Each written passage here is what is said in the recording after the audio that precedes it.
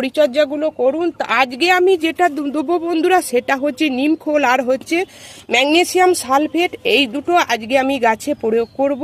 এটা দিলে গাছে কোনো রকম পোকামাকড় হবে না এবং প্রচুর পরিমাণে ফুল ফল আসবে, গাছের পাতা হলুদ হবে না, গাছ থাকবে সবুজ সতেজ। আপনারা দেখতে থাকুন। এই নিম খোলটা আমি গাছে 15 দিন অন্তর অন্তর আমি গাছের সাইজ অনুযায়ী আমি দিয়ে দিই।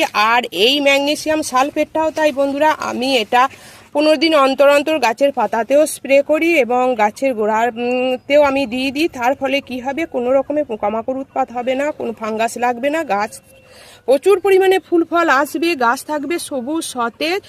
গাছের মাটিতে তো কোনো রকমের পোকামাকড় বা পিঁপড়ে টিবড়ে কোনো রকমের, দেখুন আমার এই যে 2 দিন বৃষ্টি হওয়াতে দেখুন বন্ধুরা একটু পিঁপড়ে উৎপাত হয়েছে, তার মানেই বুঝতে হবে যে এখানে পোকার আনাগোনা আরম্ভ হয়ে গেছে। ঠিক পোকাটা থাকে ঠিক পাতার তলা দিয়ে।